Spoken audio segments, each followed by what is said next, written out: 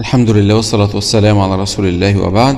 حياكم الله أيها الأحبة الكرام، وهذا هو الدرس 13 من دروس أحكام التجويد برواية ورش عن الإمام نافع، واليوم إن شاء الله مع أحكام الميم الساكنة. للميم الساكنة 3 أحكام أيها الأحبة، وهي الإدغام الشفوي والإخفاء الشفوي والإظهار الشفوي، كما قال ابن الجمزوري رحمه الله: والميم إن تسكن تجي قبل الهجا لا ألف لينة لذي الحجا، أحكامها 3 لمن ضبط: إخفاء إدغام وإظهار فقط.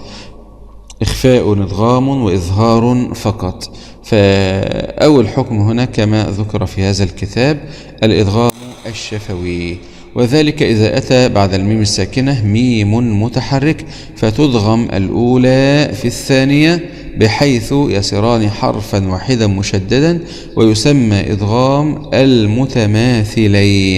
يسمى إدغام المتماثلين. مثلا في هذه الكلمة عليكم مدرار، هذه ميم ساكنة عارية من الحركة ليس عليه شيء، هكذا تأتي في المصحف، جاء بعدها ميم مشددة مع الكسر. في هذه الحالة تدغم الميم الأولى في الميم الثانية بحيث تصير ميما واحدة مشدد، يعني عليكم مدرارا، عليكم مدرارا، هكذا. المثال الثاني في كلمة آمنتم من أو أأمنتم من، نلاحظ هنا ميم ساكنة وأتى بعدها ميم مشددة مع الفتح، والميم هنا عارية من الحركة، فهنا تدغم الميم الأولى في الميم الثاني، يعني أأمنتم من. وننتبه ما هذا الحكم، هذا حكم إخفاء حقيقي، مر معنا، ننتبه إن شاء الله ولا ننسى. كذلك في هذا المثال ورائهم محيط، هنا ميم ساكنة وأتى بعدها ميم مشددة مع الضم. في هذه الحالة تدغم الميم الأولى في الإدغام الثاني، ويسمى إدغام مثلين شفوي، يعني ورائهم محيط، هكذا.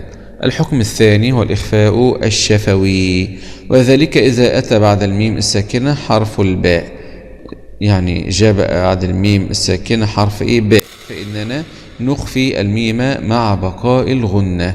مثال ياتيكم بماء، ماذا نفعل هنا؟ هنا ميم ساكن وأتى بعدها حرف باء، فهذا حكم اسمه حكم إخفاء شفوي، هكذا، يعني ياتيكم بماء، ياتيكم بماء، هكذا إخفاء شفوي. كذلك في هذا المثال أيهم بذلك، جاء حرف الباء بعد الميم الساكنة، والباء يعني من أحكام النون من أحكام الميم الساكنة أنه حكم إخفاء شفوي، يبقى أيهم بذلك.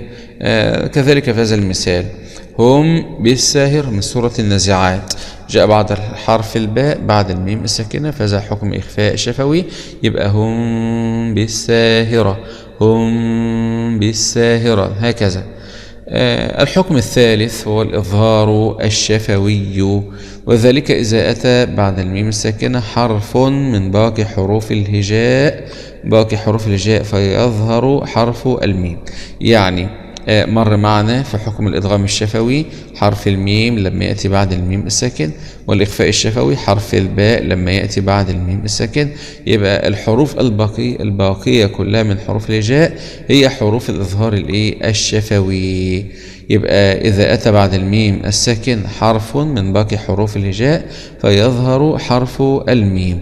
مثلا ألم نجعل، هنا حرف نون من حروف الإظهار الشفوي جاء بعد الميم الساكنة، يبقى ألم نجعل، ألم نجعل. وننتبه أيها الأحبة في كلمة ألم، كلام كده على الهامش خارج الحكم، لكن لا تقل ألم نجعل. ألم كده يعني ألم اسم بمعنى الوجع، ولكن الصحيح أنها يعني الهمزة زائد اللام الاستفهامي، يبقى ألم وليس ألم، لا تقول ألم نجعل، لا ألم نجعل، يبقى هذا حكم إظهار شفوي.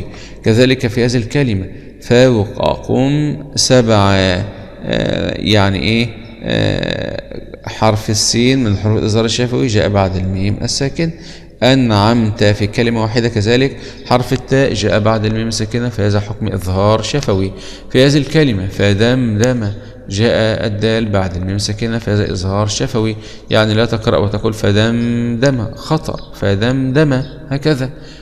ولا تمنن، هنا حرف النون جاء بعد الميم الساكنة فهذا إظهار شفوي. طيب، تنبيه على القارئ أن ينتبه إذا أتى بعد الميم حرف الواو أو الفاء فإنها تكون أشد إظهارا لقرب مخرجهما. زي إيه؟ قم فأنذر، لكم ولأنعامكم، لكم ولأنعامكم. ولذلك قال ابن الجزري رحمه الله: وأظهرنها عند باقي الأحرف واحذر لدى واو وفاء أن تختفي. ونبه على الحرفين دولت يعني من ضمن حروف الإظهار لقرب المخرج، لقرب المخرج كما ذكرت وقلت هنا. يبقى قم فأنذر، لكم ولأنعامكم، هكذا. طيب، أنا ممكن مش قادر إن أنا أحفظ حروف الإظهار الشفوي دي كلها، كتير علي. أقول لك لما تلاقي الميم عليها علامة السكون اللي هو أشبه برأس الحاء الصغيرة في المصحف، فيبقى على طول تقول هذا إيه؟ حكم إظهار شفوي.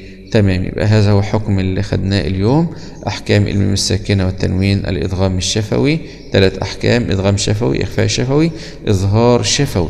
الأبيات في التحفة جميلة، يعني ليت نحفظ هذه الأبيات الجميلة.